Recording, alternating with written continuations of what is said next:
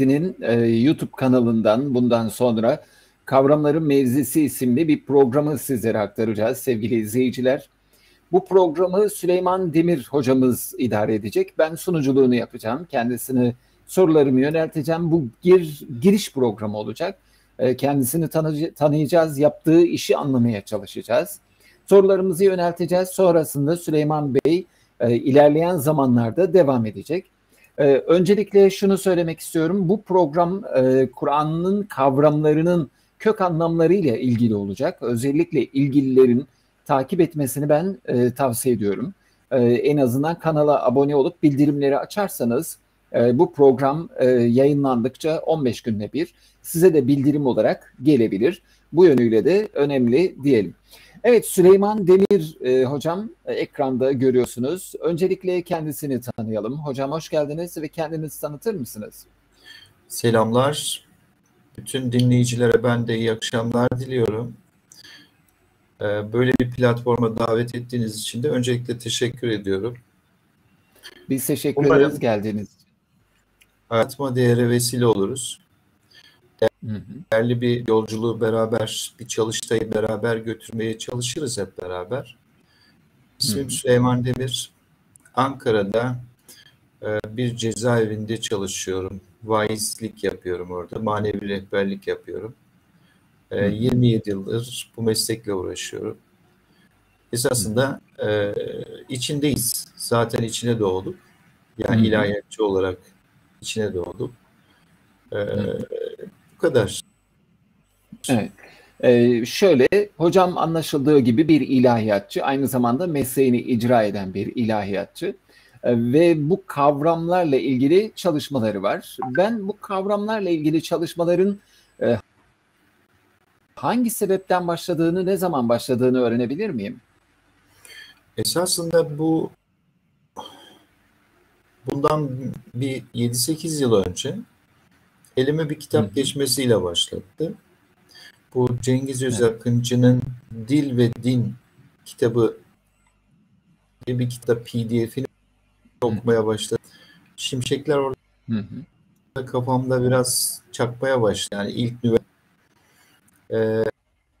ardından şu sormaya başladım. Hani ilahiyatçı olarak belli çıkmazları yaşıyordum zaten. Hani Kur'an üzerine çalışmalar sürekli yapıyorduk hep beraber.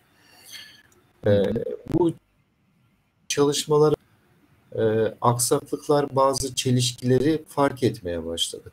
Kelimeler bana. Bu biraz daha hani tevafukla gerçekleşmeye başladı. Sonra gördük ki aslında yabancı metni çevirmenin en sağlıklı yolu iki dili iyi bilmekten geçtiğini fark ettik. Yani bunda aslında herkes hemfikirdir. Yani bunun tarifi budur ama iş aslında şeye geldiğinde böyle durmuyor. Bugün maalesef işte ben ilahiyat eğitimi almış birisi olarak söylüyorum. Ülkemizde ilahiyat eğitimi bu işle uğraşan kardeşlerimizin, hocalarımızın okul hayatları boyunca, eğitim hayatları boyunca kendi dillerini, kendi dilimizi bilmeden yetiştirildiğimizi fark ettim. Olan hocalarımızın aslında kendi dillerini çok iyi bilmediklerini, bunu kendi özelimde de fark edince kendi dilime yönelme eğilimi hissettim. Çünkü kaynakla hedef arasında o bağlantıyı kurabilmeniz için iki dili çok iyi bilmeniz gerekiyor. Yani aslında özü buydu. Bu yolculuğun çıkış noktası buradan kaynaklandı. Ve bu bizi daha sonra çok farklı mecralara itmeye başladı. Özellikle de birkaç kavram çalışması yapmaya başlayınca şu an hem iş yerimde hem Kaşgarlı kubilikler olsun. İşte sürekli okumaya başladık arkadaşlarla. Bir de gördük ki aslında yani dili bozduğumuzda de bozmaya başladığımızı fark ettik. Çünkü kavramlar tasavvurumuzun en küçük yapı taşları. Onlar eğer sağlam bir şekilde doldurulmazlarsa bir kavramın ne olduğu sizin ya da benim görecemle değil de kavramın kendisi bizatihi bunu doldurdu. Yani bu ihtiyaçtan hasıl oldu. Evet. Hocam genelde İngilizce öğretmenleri de ya da İngilizce öğreneceklere de aynı şeyi söylüyorlar. Önce kendi dilinizi çok iyi bilmelisiniz. Sonrasında diğer dili anlayabilmek, öğrenebilmek için bu temel şarttır. Siz bunu fark ettikten sonra Kur'an üzerine zaten çalışıyor muydunuz? Çalışırken mi bunu yapmaya başladınız? Zaten çalışıyordum ama ilk fark ettiğim yer şurası oldu. Gıst kavramı olmuştur. Yani belki siz de bu çalışmaları yapmışsınızdır. Gıst ile adalet Kur'an-ı Kerim'de meallerde meallendirilirken ikisi de adalet olabilir. Oysa ki bütün ilimciler, hatta ilahiyatta giren hocalarımızın hepsi bize şunu öğretmişlerdi. Kavramlar değişirse anlamlar değişir. Yani kavramlar yakın olabilir ama aynı anlamda olmamalıdırlar. Çünkü aralarında bir nüans, fark mutlaka olmalıdır. İşte bunun izini sürerken benim zihnimi daha çok aydınlatan gıst kavramını çalışırken her yere adalet, ama Cin suresinde minnel muslimune ve minnel kasitun ayetiyle çarpışınca bizden Müslümanlar da var, bizden adil olanlar da var. Adil olanlar cehenneme odul oldular. Dememiz gerek. O paki sapkın olarak çevirmişler. Ya her yerde adalet olan bu kavram Cin suresinde nasıl sapmak oldu? Nasıl delalete düşmek? Orada bende şeyler başladı. Yani bir kavram 5 yerde farklı anlatılır. Bunu bugün Türkiye'de bulunan biz çok rahat fark edebiliriz. Bu konuda pek çok şey duymuştum. Bu kelime burada bu anlama gelmişken diğer yerde neden böyle bir anlam verdiniz diye itirazlar çok oluyor. Siz bunu fark ettikten sonra artık yavaş yavaş bu çalışmaya girdiniz. Tek başınıza mı girdiniz? Nasıl bir süreç izledi bu çalışmada? Yaptım ama çok azdık. Yani böyle hani nitelikli birkaç arkadaşla bu işi dertlenmiş birkaç arkadaşla bu yolculuğumuz başladı. Birbirimize destek olmaya başladık. Okumalar yapmaya başladık. Hatta geceleyin belli saatlerde birbirimizi sürekli rahatsız edecek boyuta varıncaya kadar irdelemeye başladık. Daha sonra paylaşmaya başladık konuları. Yani Türkçe okumalar yapmaya başladık. Sonra gördük ki sadece bir kavramın başına gelmemiş anda birçok kavramın başına gelmiş. Yani bugün hamd dediğinizde, bugün salat dediğinizde, bugün hilafet dediğinizde, cihat dediğinizde, şükür dediğinizde ben bu çalışmaları yapmadan önce zihnimde bir mana belirmiyordu. Çünkü yabancı dilden sizde kavramlaşmış, kavram haline dönüşmüş bir kelime esasında donuklaşmış hale dönüşüyor. Yani tüm eki ne çekim eki dediğimizde hiçbir şey zihnimize doğmuyor. Birileri ısrarla namaz dese bile, birileri ısrarla dua dese bile ikisi de çelişmektedir. Hatta birileri ısrarla destek dese bile çelişmektedir. Çünkü birisi Farsça karşılıktır, birisi Arapça karşılıktır, birisi de yine Farsça karşılıktır. Evet. Sonuçta bu karmaşa sizin bir çalışma yapmanıza sebep oldu. Hocam kafanızda bununla ilgili örnekler var mıya geçmeden önce ben şunu sormak istiyorum. Kelimelerden mi bahsediyoruz, kavramlardan mı? Hani özelde bazı kavramlar var. Yoksa genel olarak kelimelerden mi bahsediyoruz? Ya da siz bu ikisini bir ayrıma tabi tutup mu değerlendiriyorsunuz? Tabii ki ayrıma tabi tutuyoruz. Aslında isterseniz ben kısaca şöyle bir giriş yapmış olayım. Hem tabii buyurun. Arkadaşların da zihninde bir şeyler, birkaç kavram özelinde de beraber gitmeye çalışırız. Aslında bizim savunduğumuz şey şu, hiçbir dilde eş anlamlılık yoktur. Yani hiçbir dilin kendi içerisinde eş anlamlı kelime bulamazsınız. Her kelime kendine özgü bir yerdedir. Kur'an-ı Kerim'de Allah ısrarla birkaç yerde şöyle buyurur. Yuharrifunel kelime an mevadi'ih. Bu bugün bu sunumlarımız ayetlerden ilham aldığımız bu ayetler şöyle der. Onlar kelimelerin yerleri verdi. Yani bir grup varmış. Allah özellikle bunları bizim dikkatimizi çekiyor. Ve diyor ki kelimeleri mevzilerinden kaydırıyorlarmış bu adamlar. Demek ki kelimelerin bir mevzisi, bir yuvası varmış. Aslında kelime ile kavram arasındaki fark kavram donuklaşmış halidir. Yani bir yere transfer ettiğinizde ya da bir şeye isim verdiğinizde artık onu donuklaştırırsınız. Ama kelime öyle değildir. Sözcük öyle başladığını söylüyor. Öyle değildir. Sözcük yapım ekibi üretirsiniz ki tıpkı İbrahim suresi 24, 25, 26'da olduğu gibi aradaki pasajı incelediklerinde şunu görecekler. Allah yarayışlı bir kelimeyi, yarayışlı bir sözcüğü, yarayışlı bir ağaçtır. Onun kökü sağlam, dalları ise göğe yükselmiştir.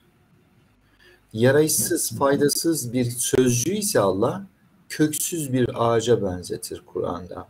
Haliyle eğer kökü sağlam bir kavram üzerinde yürüyorsanız ya da sözcük üzerinde yürüyorsanız bu bir psikoloğun elinde bir başka hale dönüşür. Bir teoloğun elinde bir başka hale dönüşür.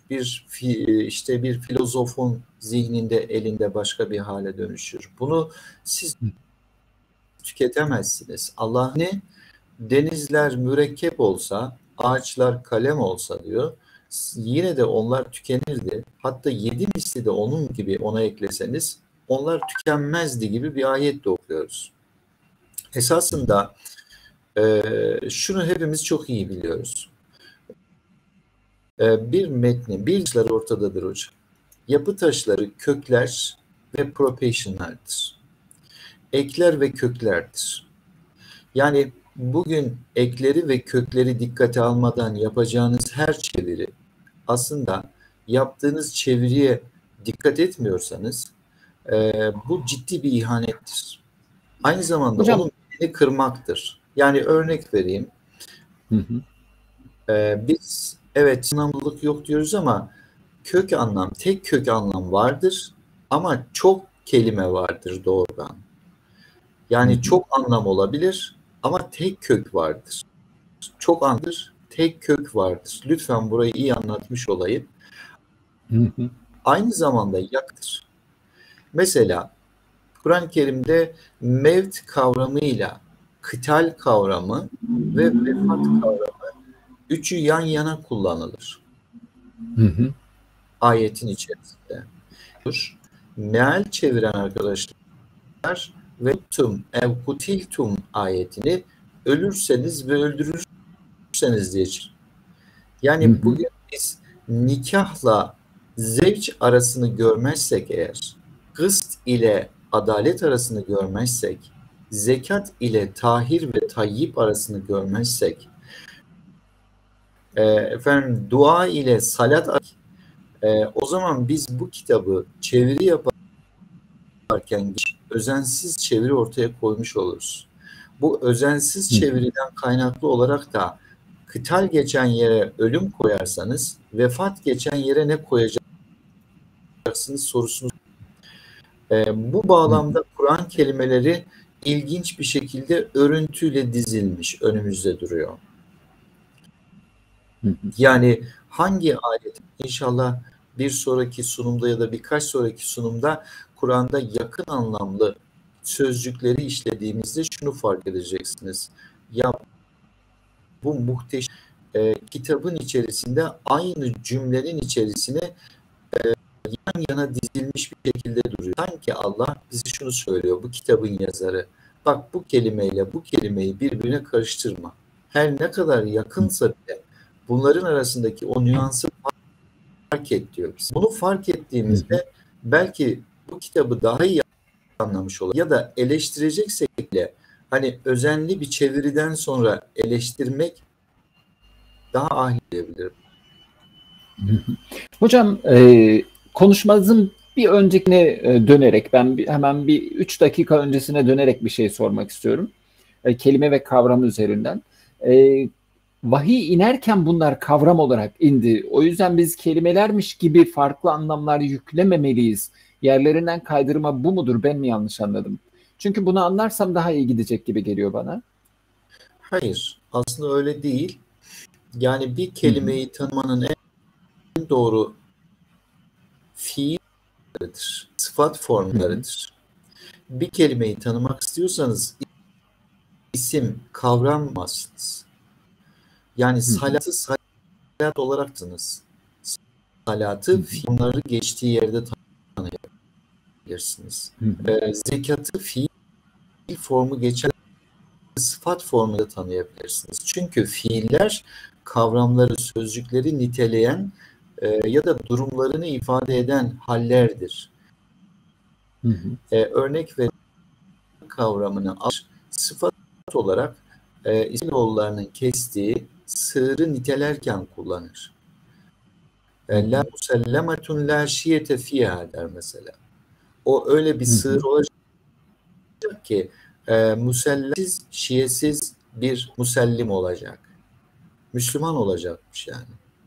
Hı hı. Aynı kökten türediği İlginç. için söylüyorum. Hı İlginç. hı. O zaman Evet. şunu fark edeceğiz. İstisnai alanları olarak bu kitabın içerisinde sözlük değeri olan ayetler var. Bunu Hı fark et. hı. Bir kelimeyi tanımak istiyorsak mal kullanımının dışında kilit ayetleri göreceksiniz. Bu da daha çok Kur'an'ın kıssalarıdır. Kur'an'ın Hı kıssaları hı. sözlükleridir. Örnek gaybı tanıyacaksanız Allah getirir Yusuf'u diyor kuyunun gaybına attılar. Hı hı. Kuyunun gaybına atmışlar mesela. Ya da başka bir yerde başka bir örnek veriyor. Sizi yanlışa götürmeyecek şekilde bir anlatı sunuyor. Ya da mesela şu Hı hı. örnek biraz daha belki anlaşılması için daha güzel olacaktır. Mesela ihlas kavramı. Hı hı. Ben hep merak etmiştim. Bu İhlas suresinde hiç ihlas geçmemesine rağmen neden ihlas denmişti? Evet. Hiç mesela ama İhlas suresiyle isimlendirildiği Hı tarafından. Ama bu hı. gerçekten bu kavramı çalıştığınızda siz de olsanız siz de ihlas der ki Allah Hı hı. ihlas kavramını bize tanıtırken bir yerde şöyle tanıtıyor. Diyor ki hayvanların karnından kan arasından Evet. lebenen halisen bir süt içiriyorsunuz. Aslında Evet. lebenen halisen dediği durup bakıyorum kendi kendime. Katışımsız, organik. Hı hı. Burada hep fikir miyiz? Ya hem fikiriz. Evet. Hı hı. E, Aslında Türkçe'de de bunu ifade eden bir tane kök var. O da özmüş. Hı hı. Yani bir şeyin öz olması aslında onun katışımsız olması Hı organikliğini hı. ifade edermiş. O Evet. yüzden o özgün olma durumlarını içeren bütün kullanım formları muhlis olma, Allah'a gün bir kulluk ortaya koyabilme, Allah'a özel bir dinle Allah adına yaşayabilme, onu özelleştirebilme Allah adına diyebilirsiniz. Kur'an-ı Kerim'de de Hı hı. İhlas suresinin Allah'a özgü bir sure olduğu için o ismi aldığını öğrendim. Konu Hı itibariyle. hı. Başka hiç katışım yok Evet. o surede. Hı hı. Hocam şöyle bir bilgi vereyim hemen izleyenlere. Biz hocamla daha yeni tanıştık. Bugün de yüz yüze görüştük. Konuyu hani önceden konuşmuş olsak da dijital ortamlarda ben hani konunun derinliğinin bu olduğunu, bu kadar detaylı olabileceğini tahmin etmiyordum. Kendi adıma şunu söyleyeyim. Bu programları artık çok sıkı dinleyeceğim. İnşallah çok sıkı da hazırlanacağım. İzleyicilerimizden Kur'an'ı gerçekten meraklı olan varsa, Kur'an'la ilgili olan varsa da herkese tavsiye edeceğim. Çok hoş oldu. Beni avladınız yani girişte. Teşekkür ediyorum böyle bir çalışma için. Şimdi şöyle bir şey var. Çok büyük bir iddia ortaya koydunuz. Eş anlamlı kelime yoktur dediniz diller için. Bunu azıcık konuşalım, sonra geçelim diğer konuya hocam. Ya eş anlamlarda yakın anlamlı kelimeler vardır. Yani hiçbir kelime hiçbir kelimenin yerini tutmaz. Siz veya öyle sansak, yani onun yerine ne kullanırsınız? Başka dildeki muadillerini koyarsınız. Ama kendi dilinizde asla onun yerine koyacağınız bir şey bulamazsınız. Psikoloji çalışan birisiyseniz daha ilginç şeylerle karşılaşacaksınız. Mesela düşünsenize, Araplar fitneye maden ocaklarını altın ve gümüşü eritmek için kullandıkları ocaklara derlermiş. Türkler de güveç derlermiş. Çok ilginçmiş. Yani ilginç bir şey bu. Açıyorsunuz. Güveci ilk defa duymuştum. Açıyorsun. Orada diyor ki gül köküne ve onun bütün tüyleriniz diken diken oluyor. Bu bir tesadüf olamaz. Arapçada yazan altın ve gümüşün ayrıştığı ocak diyor. Kaşgarlı'yı bilmem açıyorsunuz hangi sayfasını, diyor ki gül kökü bu denilmiş. Acaba mesela fitne nedir diye sorduğumuzda ne karşılık vermişler mealler? Yani fitneyi fitne diye çevirmek, hamdı hamd diye çevirmek, Rabb'ı Rab diye bana bir etki yapmıyor ki bu hayatın içerisinde. Anlamıyorum ben. Evet. Her ne kadar bunları gündelik hayatımızda o kadar bile. Yani bugün şükredir. Ben ne yapacağım da şükredeceğim? Ya da zekerle zikirin ilişkisi nedir arkadaşlar yani? Yani müzekker dediğimiz şeyle zikri neden bu kitap birleştirir? İlginç olan Türkçe'de de ermekle erek aynı kökten geliyormuş. Ya siz buna tesadüf diyebilir misiniz Allah aşkına? Yani diller arasında mükemmel bir bağıntıyı görüyorsunuz. Bu Kur'an'ın ifadesiyle diller Allah'ın ayetleridir der Kur'an. Diller Allah'ın ayetleridir. Eğer bir bulgu değeri taşıyorsa beni yakin bir yere ulaştırmalıdır. Kaldı ki çok anlamlılığa düştüğünüzde şeytanın alanına düşmüş olursunuz. Neden? Çünkü görecenizi artırmak demektir. Ama tek anlamda, kök anlamda siz bu işi yapamazsınız, kıvırtamazsınız bir yere. Hak dediğiniz kavram her neyse bugün Türk insanının karşısında bir şey ifade etmiyor zihninde. Hak nedir? Hak deyince ne olmuş oluyor? Bu göklerin hak olması, yerin hak olması, hak olması, hakikat dediğimiz şey ya da bu total ne bu benim hakkım dediğimizde, hak ediş dediğimizde ne demiş oluruz? Bu Türkçe'de de baktığımızda başka türlü karşımıza çıkıyor. Eş anlamlılık yok hocam. Ama şu kısım yanlış anlaşılmasın, tekrar söylüyorum. Biz tek kök çok anlam. Evet. Burasını not alalım. Tek kök yani, izleyicilerimiz de yorumda yazmış. Siz bana şunu önermelisiniz. Bir köke karşılık ben diyorum ki uzmanları için. Evet, siz hak kavramına öneriniz nedir? Türkçe bir karşılık. Madem soruyla mı Türkçe meal hazırlattılar efendim?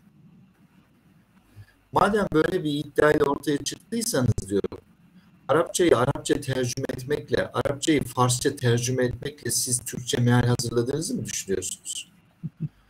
Eğer Türkçe hazırladığınızı iddia ediyorum, bir tane hak için önerin, biz onun yapım ekmeklerini koyarak biz bunu çözeriz. Aptal değiliz o kadar. Yani bu isim, fiil, zaman kipi zaman yaparız zaten. Ama bir kök önerisi istiyorum ben. Ama bugün salata bile ne diyeceğinizi bilmiyorsunuz artık.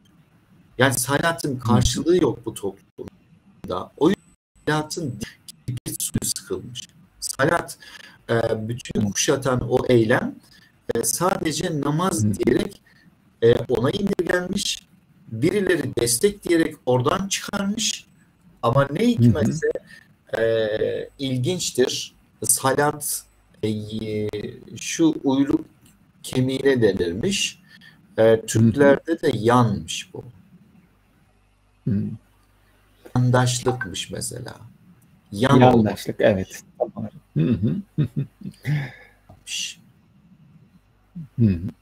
Salatınız varsa sizin bir yangınız var demektir. Salata durmak devrim yapmakmış meğerse. Çünkü bunun bir dikey bir de yatay tarafı var. Duayla da karıştırmamalısınız. Aynı zamanda nüsukla da karıştırmamalısınız. Ben bugün günahla ilgili en az 7-8 tane şu an kavram sayabilirim burada. Hocam bunların hepsine günah demişler adamlar. Keşke Türkçe deselerdi, o günah da Arapça. Evet. Yani maalesef. Zemp mi günah, seyyem mi günah, cürüm mü günah? Bunların karşılığı ne Kur'an'da ya? Allah neden ayırdı? Hatayı zempten ayırmış. Belki de zemp takıntılarınızdır. Benim bir önerim var en azından. Ötekilerin hiç önerisi yok. Bir çalışma karşılığı ben bir öneri sunuyorum. Diyorum ki bakın sizin inanç dediğiniz iman değil. İnanç dediğiniz zandır. İman güvençtir. Hidayettir.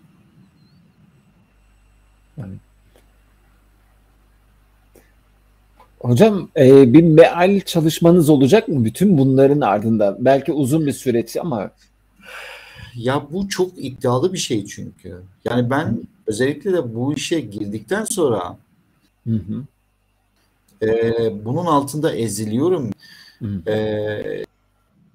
Yani sadece şunu yapmayı planlıyorum, ortaya koymaya. Bütün platformlarda şunu diyorum. Yani ben bir tek Türkçe karşılık arkadaşlara diyorum ki ben, ya diyorum bu 3 kavram arasında misak ile ahit ile vaat arasındaki farkı aramaya koyuldum.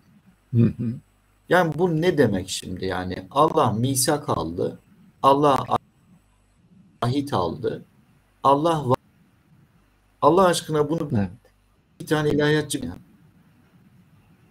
bize anlatsın, bir dinleyelim yani. Ne bu yani şimdi? Allah kelime kalabalığı mı yaptı bize?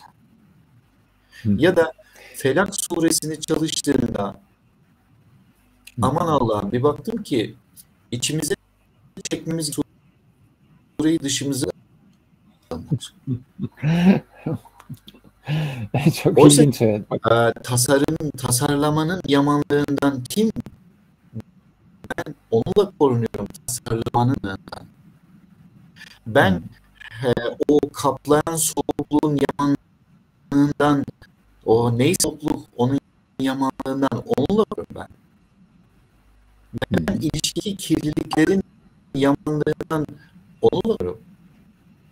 Bir böyle çevir, bir de öbür türlü düğümleri üfürenlerin şerrinden ona sığınıyorum falan.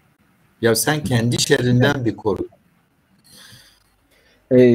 Hocam şöyle ben bu kavramları önümüzdeki derslerde çokça konuşacağımızı düşünüyorum. Benim merak ettiğim sorular var giriş babında. Tabii. Araplar da böyle mi anlıyor ya da ne zaman bu bozulma gerçekleşti? Yani biz Türkler, İtalyanlar, Fransızlar tamam böyle anlıyor olabiliriz. Fransızlar değil mi? Böyle. Fransızlar değil mi? Dil olsun diye Fransızca biliyorsunuz siz de. Fransızca ülkeler dillerini çok iyi korumuşlardır. Yani bugün dünyanın iyi korunan dil yazarlarına ne cezaların verildiği dildir Fransızca. İyi. Tabii ki. Eğitime de çok önem veriyorlar. Kullanamazsınız. Bu laşkalık Araplarda da var, bizde de var. Bu özensizlik orada da var, burada da var. Ama hamdolsun şöyle bir şey var. Kelimelerin bir indeksini oluşturmuş önümüze.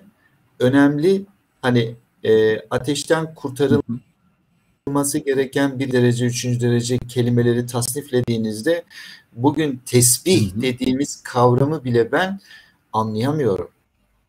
Bu hayati bir kavramı anlayamamışım. Tesbih nedir? Yani zikir nedir? Elime şimdi aldım sabaha kadar Allah Allah mı diyeceğim ben? Ne yapacağım ben? Cihatla cedel ben. Kitaplarda da böyle. Ama onlara söylüyorum.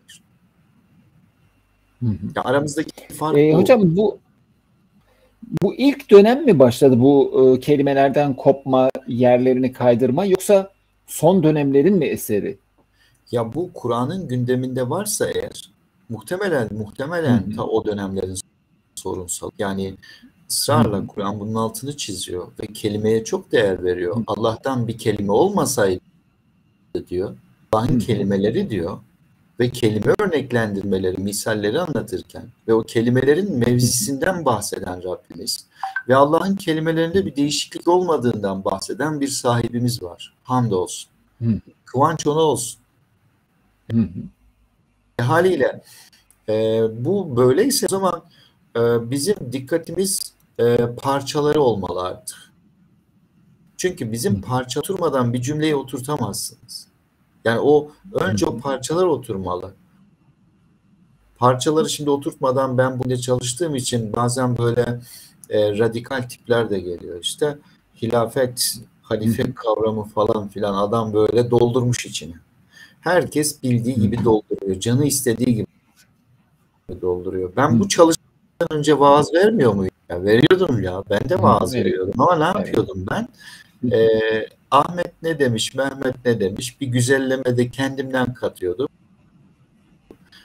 Alengirli hale getirip içinden seçip öyle aktarıyordum.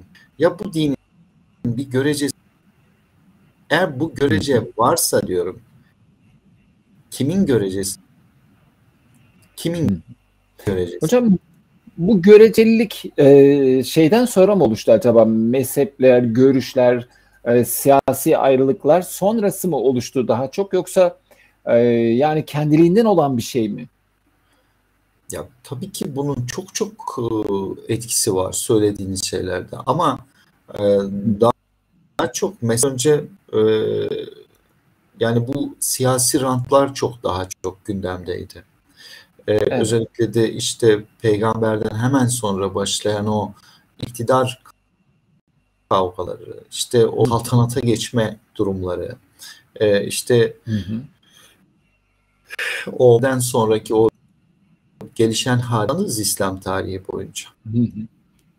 Yani bu kargaşalara şaşırmamak gerekiyor. Yani çok entrikalar dönmüş, sular akmış.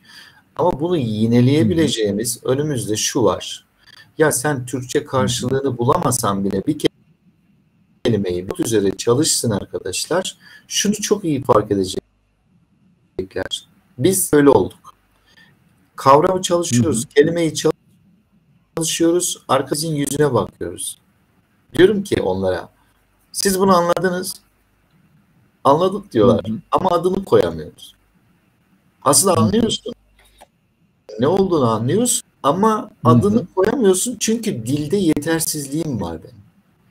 Yetersizim bu konuda.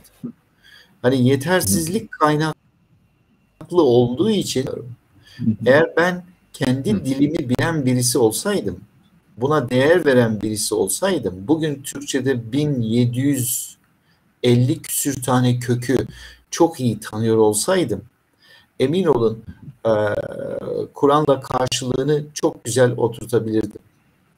Ama bunu beceremiyorum çünkü yetersiz. Alanda yetersiz. Bu konuda yeterli olabilmek için ne gerekiyor hocam? Bu konuda yeterli olabilmek için öncelikle kendi dilimizin inceliklerini çok iyi bilmemiz. Mesela basit bir örnek vereyim. Fatiha İyyâke İyyâke İyyâke nesta'in İyyâke bak. Propation'lar aynı. Ekler aynı olmasına rağmen sana senden.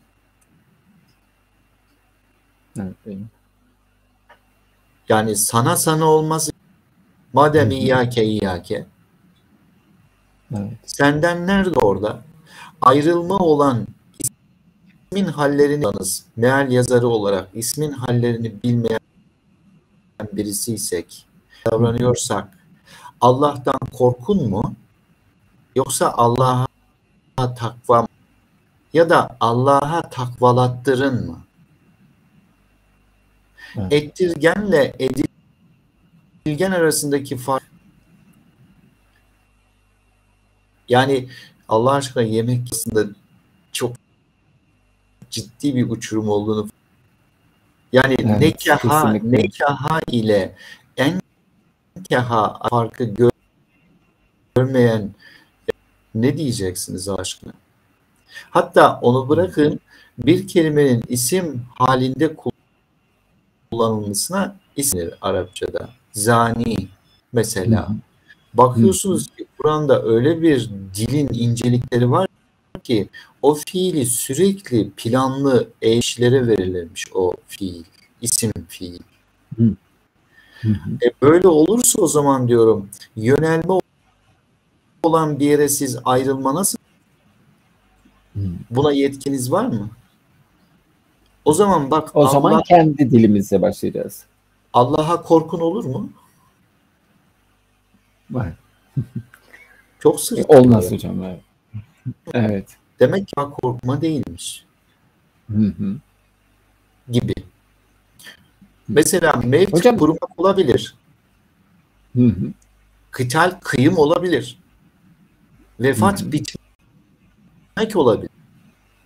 Sonucunda da ölüm de olabilir. Ama şu çocuğa niye kıydınız derken kimse öldürdünüz. Ya da öyle ifade etmez değil mi? Öyle ifade onun yerine öldürdünüz kelimesini koymaz. Evet. Yani o paragraf, o metin çok önemli. Nerede kullanılmış bu kelime? Ne anlamı gerekiyor? Bugün işte kitap arasındaki fark ne ya? Bunu da indir diyor, bunu da indir. Bana sorarsan hepsi aynı. Düne kadar öyle düşünüyordum ben. Kitap ne? Furkan, yani Furkan ne?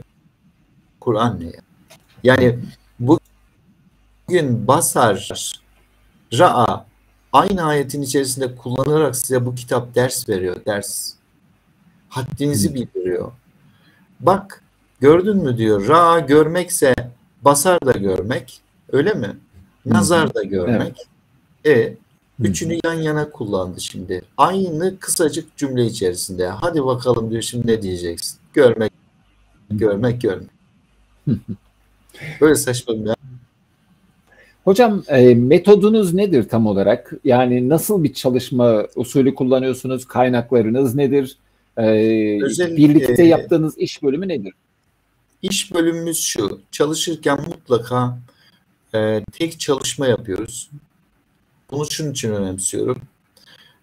Yani grup çalışmasından önce mutlaka çalışmalarını, yalnızca elde ettiğimiz verileri sonra bir sonraki grup çalışmasında ortaya koyuyoruz. Herkes ne bulduysa, eteğinde ne varsa getiriyor, döküyor.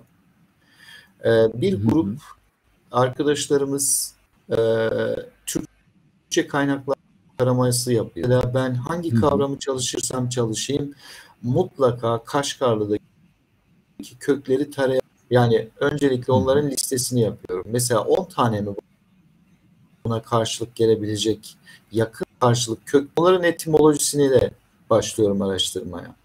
Bu sefer o etimolojiyle Arapça etimolojide birbirine denk gelecek yapabileceğim kaynakları karşılaştırıyorum.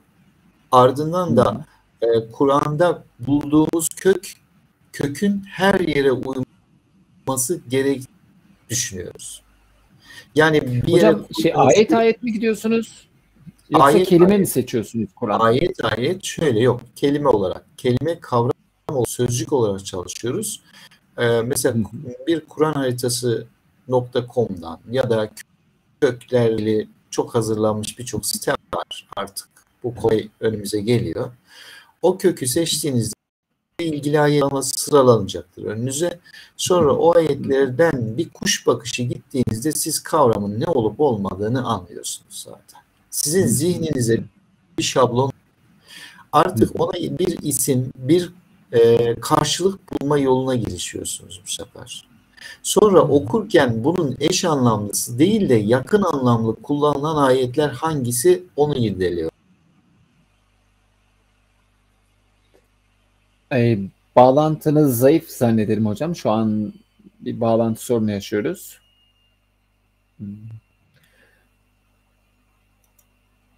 Ama hocam, bu çok yoğun bir çalışma isteyen bir kapsamlı bir çalışma. Ama arkadaşların şunu yapmasını öneririm. Yani yeni başlayan arkadaşların bu bahsettiğim kur'anharitası.com'dan bir kavramı açarak oradan bir kök, o kökle ilgili bütün ilgili ayetleri şöyle kuş bakışı okuyarak o kavramı çalıştıklarını, gerçekten o kavramın zihinlerinde bir şablon oluşturduğunu, aşağı yukarı ne olup olmadığına dair öngörü sağladığını görecekler kendilerine. Yani o kavram onlara bir öngörü sağlayacak. Bu çalışmalarla önemsiyorum. Türkçe karşılık bulamasalar bile. Hocam bu metot olarak bunu aldık diyelim. Sonrasında şöyle bir soru sormak istiyorum. Gerçi bu sorum hani önümüzdeki dersler için de kullanabileceğim bir cevap olarak aldım bunu. Bugün tarihselcilerin bir eleştirisi var. Hani anlam üretiyorsunuz diyorlar bu tür çalışmalara. İlk muhataplar böyle anlamadı diyorlar. Siz de bu eleştirinin kapsamına girdiğinizi düşünüyor musunuz? Tabii ki öyle. Kaçınılmaz öyle zaten. Burada sorun şu. Yani ben bir şey söylemiyorum. Ben sadece Kur'an'a soruyorum kavramı. Ben Kur'an'a kavramı soruyorum ve kavramda geçen fiil formlarından elde etmeye çalışıyorum. Yani benim bir öngörüm yok. Örnek veriyorum. Darabe dövmek mi, sövmek mi? Beni ilgilendirmiyor. İsterse dövmek olsun. Yani benim derdim onu eğip bükmek falan da değil. Dövmekse dövmektir. Ama darabe kavramına da Türkçe'de bir kol kökü var. Türkçe'de bir kol kökü var. Bütün geçen kol kökünü koyduğunuz mükemmel uyduğunu göreceksiniz. Mesela onlar yeryüzüne koyulduklarında yadribu fil. Başka bir ayette diyor ki bunlara söyle, başörtülerini yakaların üstüne koysun. Başka bir ayet der ki o gün kapısı olan bir sur nifakla iman edenler arasına koyacağız. Vaduribet Aynı der. kelimeyle mi? Evet. Aynı kelime. Aynı kelime. Darabe kavramı. O ilgili kıyametin koptuğu ayete gelince de oraya niye döv diyeyim? Yani her yer ko oluyor da oraya gelince neden döv olsun ki? Orada da diyor ki ko gitsin.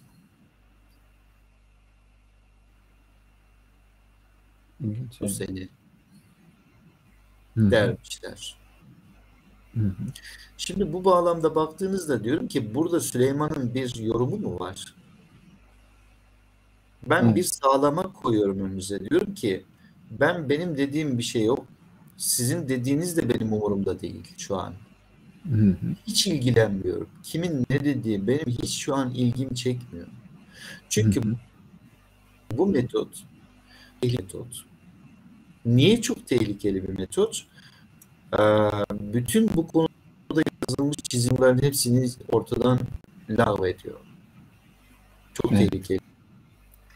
Tamamen çok tehlikeli. Mesnetsiz diyemeyiz değil mi hocam buna? Yani siz delilleriyle sonuçta bir dilin kendi içindeki sınırlarıyla bunu yapıyorsunuz. Yani dil bir bilim değil mi? Dil evet, bir bilim değil mi? Evet. Bunun kriterlerini Süleyman mı yaptı? Ben mi yazdım? Hayır. Bu ekleri ben mi oluşturdum? Hayır. Madem öyle o zaman değer vermek zorundayız. Önümüzde bir kader kap olmalı. Bir sahası olmalı işin. Belki de kader bir işin sahasıdır. Siz bu pantola sığıyorsanız o sizin kaderinizdir. Hayır, kavrayabildiğiniz şey kaderinizdir. Kapsamı, kapasitesi kaderidir bunun. Öyle Neyse o zaman için bir araç ve gerece ihtiyacınız var. Ama bunu Süleyman niçin soruyor, niçin söylüyor, sormak zorundayım ben. Sağlama yapmam için de bana bilimsel bir argüman koyman lazım ortaya. Yani ben öyleyse yorumladım diye demem beni hiç ırgalamıyor. Yani ben bu çok tutarlı gelmiyor benim için. Gelmiyor daha doğrusu. Yani çünkü hak Türkçe karşılığıyla tutarlı olmak. Aslında tutar total değeri de vardır. Bu benim tutarımdır. Bu fişinizin ederidir. Haliyle konuştuğumuz söz bizden bir kurtulsun. Şu benden bir kurtulun istiyorum. Benden kurtulun. Şu hoca olarak benden bir kurtul. Sen benden kurtulunca rahat edeceksin. Çünkü bu metot seni sana bırakacak. Hocam tam tersini istemez mi hocalar? Bana gelin, benim egemenliğim ve anlayışım altında olun diye. Tabii ki yani. Bunun sorununu yaşıyoruz değil mi biraz? Yani o çok ballıdır yani. O çok güzel bir sistemdir. Niye? Çünkü zaten oturmuş bir sistem var. Sen o herhalde karşıdan gerizekalı gibi de görünmüyorum. Yani sonuçta bununla ne kaybettiğimin de farkındayım. Yani oluşmuş bir rantınız var, manevi rantınız var, oluşturduğunuz bir düzeniniz var. Hele de küllenmiş bir tarikata çöreklenirseniz baliniz olur bu memlekette yani. Söğüşleme aracına dönüştürebilirsiniz. Ama din senin olmalı diyorum ben. Yani sen doğruyu da söylemiş olabilirsin. Sen yanlış da söylemiş olabilirsin. Biz bütünü görmüyoruz çünkü. Bütüncül okuma yapamıyoruz biz. Biz parçacıyız. Yani bir parçayı alıyoruz, o parçayla birbirimizi dövmeye çalışıyoruz. Ki hidayet dediğimiz şey bir gönençlik olabilir diyorum bak. Bununla okuyun diyorum. Gönderme, gönye misiniz? Gönye ne yarar? O gönye ölçümler yapıyor. İşte hidayet, gönye hidayetmiş. Türkler de gönye diyor. Bunu 1500 yılı yazılmış Türkçe mealde karşılığı oluyor. Düşünebiliyor musun? Nereye gitti bu bizim? Hocam gönye? Kayboldu. Hocam bütün bunlara erişmek sade bir vatandaş ya da Kur'an'a yönelmek isteyen çok eğitimsiz bir Müslüman için yani orta eğitimli diyelim çok zor bir şey değil mi? Yani sizin metodunuz sanki biraz uzmanlık istiyormuş gibi duruyor. Ya bu böyle dışarıdan. Bu böyle görünür aslında. Hani içine girmeyen insan için gerçekten öyle görünür. Biraz karmaşık gibi gelir ama aslında öyle değildir. Yani Happy Talk'u birkaç sizinle bir kavram özelde böyle konuşuyoruz ama bundan sonraki sunumlarımızda daha zoom yapacağımız kavramlar olacak. O kavramları okudukça kendileri anlayacaklar ve kendi çalışmalarını yapacaklar. Şu an öyle insanlar tanıdım ki ben düne kadar ya ben bu işe giremem diyen insanlar şu an bize çok çok itiraz ederek geliyorlar. Diyor hayır oraya bak bura uymuyor. Böyle burayı kaçırmışsınız siz. Yani kendi kendinizin hocası olmazsanız hocalar sizi yer. Evet. İlginç bir bakış açısıymış. Evet. Hocam ısrarla hem grubumuzdan hem de izleyicilerimizden birisi beni tesbih konusunda biraz bilgilendirir misiniz diyor. Ben bunu hani torpilli olarak size sormuş olayım ben. Ya ben ya burada her kavramı çözmüş gibi görünmüyorum değil mi? Ya öyle bir hani fikrini oluşturmayayım da hani ya bu adam sanki her kavramı oluşturmuş çözmüş gibi öyle bir iddiam yok arkadaşlar. Sadece çok ben emek vermişsiniz gibi görünüyor hocam. Öğrenciyim ben, çalışıyorum ama tesbih kavramında bir dizilim olduğunu fark ediyorum. Bir dizelik, bir dizgilik ya da bir çalaplık. Eskiden Türkler çalabımız derlermiş. Çalap ya tesbih kavramı aynı zamanda yüzmeyi de ifade edermiş. Ama hallettiğim bir kavram değil arkadaşlar. Yani çalışıyorum üstünde henüz. Bir sonuca ulaşmış değilim. Siz de takdir edersiniz ki bu bir ekip işi. Bu konuda değer katabilecek, katma değer ortaya koyabilecek, değer derken de hayrın karşılığıymış yani. Hı. Türkçe'de.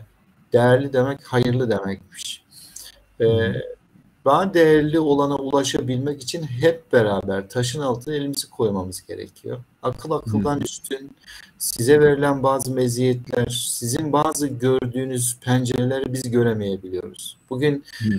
bir sayısal zekayla bir sözel zeka, bir başka bir zeka türü olan insanların bir araya gelip o fotoğrafı beraber okuması kadar keyifli bir şey yok bu hayatta. Evet, çok Birbirimize hoş. üstün tarafımız yok. Ama hepimizin zenginlikleri çok.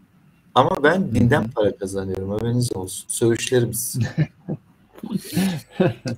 Hocam var olun. Şey var.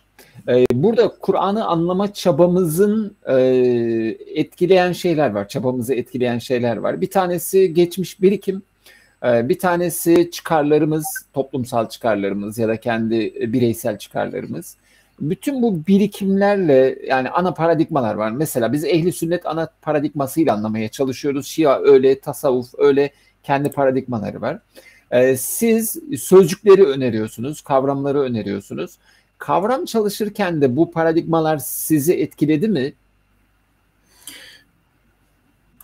Tabii ki yani etkilemez olur mu? Ben hepinizden daha fazla yani dindar bir ailede yetişmiş, sürekli çocukluktan beri bunun içerisinde yetişmiş biri olarak söylüyorum.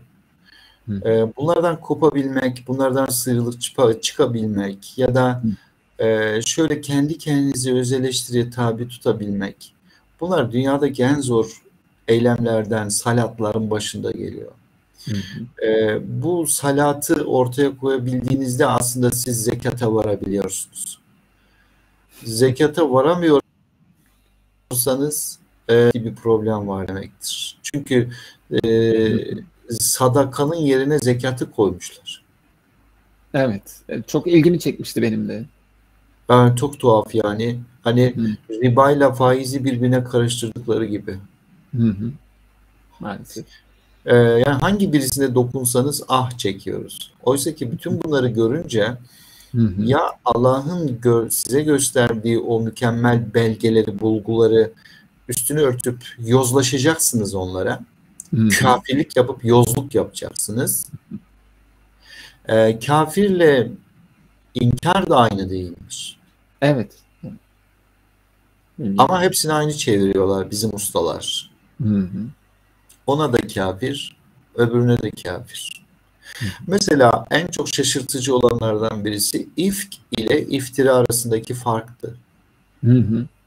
Hepsine iftira demişler. Evet, maalesef. Birisi oysaki yamamakmış. İfk mi yamamak, iftira mı hocam? İftira yamamak. Hı, evet. İftira yamamakmış. Hı İfk hı. ise çelme. İlginç. Evet. Haliyle birisi yolu hedefler, Hı hı. diğeri yolcuyu hedeflermiş. Oo, çok hoş. Evet. Bu programlar özlenen programlar olacak benim için. Ben öyle anlıyorum şimdiden. Umarım, İnşallah. umarım öyle olur. Hı hı. Katkılarınız önemli benim için, değerli. Hı hı. Yani burada bunu biz özellikle hani tek kişi konuşsun diye bu yüzden sizinle birlikte yapmaya çalışıyoruz. Hı hı. Arkadaşların da katkısı bizim için önemli. Bunun sayısını da artırabilirsiniz. Hı hı. Önemli değil. Yani illa Hı hı. ikimiz de olmak zorunda değiliz. Ha, evet evet. 6 kişiye kadar alabiliyoruz şu anda hocam. Çok güzel olur. Benim Hı için de hı. çok güzel olur bu. Hı Yani hı. monologdan nefret ediyorum ben. Yani camilerde de sürekli böyle konuşuyoruz yani. Ay, bir vaizin bunu söylemesi tuhaf geldi bana. Öyle mi? Yani belki cezaevinde olmamdan dolayı da olabilir bu. Ha, Dediğim gibi evet doğru. hani hem oradaki yaşam hikayelerini de sizinle paylaşacağız tabii. Yani o farklı bir Güzel olur. ortamda Evet. çalışıyoruz bizler. Hı hı. Ama çok katkı sunabileceğinizi düşünüyorum. Ortaya koymaya çalışıyorum. Ben size bir şey vermeye Hı çalışmıyorum aslında. Yani balık tutmayı gösteriyorum size. Diyorum bak ben böyle yapıyorum, böyle yapıyorum, böyle sonuçlar elde ettim. hı. Siz de okursanız eğer çok farklı sonuçlar elde edebilirsiniz. Zaman zaman Hı birbirimizle aynı şeyleri de bulmayabiliriz. Hiç sorun hı. değil. Hı hı. Önemli olan o kavramı çok iyi Kur'an'ın aslında anlayabilmektir. Görebilirsek, siz birisinin yorumuyla bu dini öğrenmeyeceksiniz o zaman. Siz kendiniz Allah'ın size öğrettiği şekilde öğrenmiş olacaksınız. Bunun için de diyorum ya, bakın, hilafet kavramı, halife kavramı, muhtelif kavramı, bu üçünü buluşturmanız gerekiyor. Çünkü bunların kullanımları Kur'an'dadır. Yani halifeye başka bir anlam verip muhtelife başka bir anlam verirseniz ben huylanıyorum. Diyorum ki belki de bu bir ardıllıktır. Türkçe Çok karşı. hoş bir kelime. Evet. Eğer öyleyse diyorum, muhalif olma bir şeyin ardılıdır. Arkası ve ardıdır. Eğer öyleyse o zaman hilafet kavramı sizin öyle çok da kutsadığınız gibi bir şey değil. Ya da şunu diyebilir misiniz artık? İnsan Allah'ın yeryüzündeki halifesidir. Evet, çok tuhaf olur, evet. O zaman oranın anlamına tekrar bakacağız. Bağlamına falan da, değil mi? Tabii ki. Hocam, sona yaklaşıyoruz. Şunu istirham edeceğim sizden. Az önce metodunuzu konuştuk. Kaynaklarınız demiştim. Bir site ismi söylediniz. Kur'an haritası. Kur'anharitası.com'u kullanabilirler. Sonra Nişanyan sözlük kullanabilirler. Türkçe sözlük kullanabilirler. Ben özellikle de Kaşgarlı'nın sözlük kısmı kullanıyorum. Bunun PDF'i de var. Kitap olarak da alabilirler. Çünkü kendi dilimizi tanımıyoruz biz. Bir de kendi dilimizi öğrensinler. Yani ismin halleri ne hocam? Yani en azından şöyle bir kuş bakışı, yani bir cümlenin öğeleri nedir? Yani nereye koyacağız biz bunları? Ne anlatıyor bu kitap bize? Bunları çok uzmanlık derecesinde yapmıyor olsak bile en azından yüzeysel bir bilgi edinmemiz lazım. Yani bunu edindikten sonra bir dili konuşmanız ya da konuşamıyor olmanız çok önemli değil. Önemli olan onun gramer yapısına hakim olmanızdır. Eğer gramer yapısını biliyorsanız siz ya konuşmanıza gerek yok zaten. Yani bugün o kadar çok araç türedi ki artık, yani bunları ortaya koyabilecek. Yani benim yapacağım işi artık çok güzel gelişmiş aygıtlar yapabiliyor vaizliği. Yapay zeka artık sizin rakibiniz olacak böyle giderse de. Aynen. İnsan vazgeçilmez olacak diye ben düşünüyorum her zaman hocam. Hocam, programımızın sonuna geldik. 1 saat olarak belirlemiştik. İnşallah önümüzdeki programlarda da ne yapmak istediğimizi insanlar anlamış oldular. Ben de tam olarak anlamış oldum. Neye bulaştığımı anlamış oldum ve sevincim arttı. Buna vesile olduğunuz için çok teşekkür ediyorum. Yalnız şöyle bir sorun yaşadık hocam. İnternetiniz zayıf ya da başka bir şey var. Biraz kesik kesik olmuş sesler. İzleyenlerden de bu geldi. Bu program için artık yapacak bir şey yok ama önümüzdeki programlarda hani varsa bir çözüm yolu bakılabilir. Bunu da hatırlatmış olayım. Evet, izleyicilerimizden de kusura bakmasınlar diyelim. Arkadaşların ilgileri için teşekkür ediyorum. Ama burada dediğim gibi bu benim de metodum değil arkadaşlar. Benim ismime falan mal etmeyin. Yani çünkü bu birisinin metodu olunca tükaka oluyor, biliyor musunuz? Bu kavramların mevzisi. Burada herkes bir emek verir. Bu Allah'ın bize öğrettiği bir yolun ayet oluşuyla kaynaklı bir şeyden bahsettik. Kavramların, sözcüklerin gerçekten bizim hayatımızda ne kadar etkilerinin olduğunu anlatmaya çalıştım. Ben çözmüyorum hocam. Ben çocuklarımla kavram konuşuyorum. Ben sözcüklerle konuşuyorum. Bugün 8 yaşındaki çocuğumla şu an sizinle burada keşke buluşabilse, İsmail'le biz oturuyoruz. Bana der işte biraz yürüyüş yapacağız. Diyor ki baba bugün hangi kavramı konuşalım?